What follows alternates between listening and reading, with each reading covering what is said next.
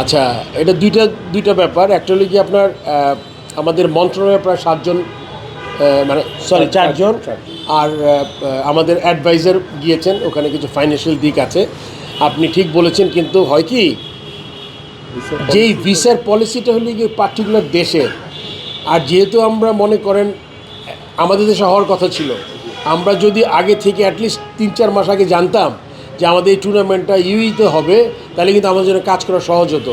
আমাদের প্রতিদিন আমরা পুশ করছি, আমি আপনাদের থেকে SMS পাই, ওইটার এগেনস্টে আমি সিওর সাথে কথা বলি, সিও প্রত্যেক দিন কথা বলে। আমি নিজে কথা বলেছি 2বার।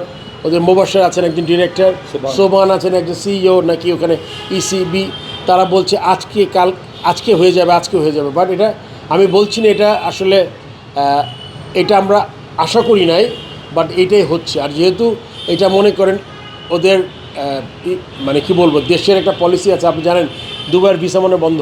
যেটা চ্যালেঞ্জটা হচ্ছে যে জেনারেল স্পেক্টেটার্সের মিডিয়া একটু মিডিয়ার জন্য ডিফারেন্ট পলিসি থাকে, এই জন্য সময়টা লাগছে। They need certain permissions, government regulations. আচ্ছা, গভর্নমেন্ট যেটা বলছে আর কি, সিও যেটা বললো যে ওই মিডিয়ার জন্য যেটা আলাদা, আর ওইটা ওরকম গভর্নমেন্ট যারা অফিসিয়াল যায় তাদের জন্য ডিফারেন্ট দুটো পলিসি, এই জন্য দেরি হচ্ছে।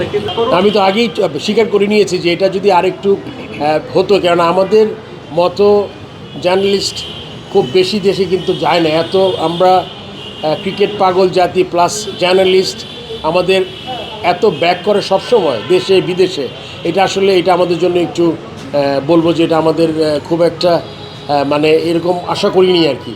সো আমি আশা করবো যদি আজকে কালকের মধ্যে পেয়ে যায়, অ্যাটলিস্ট নেক্সট দিনের ম্যাচ যদি কাভার করতে পারে, তাহলে আমি খুব খুশি হব।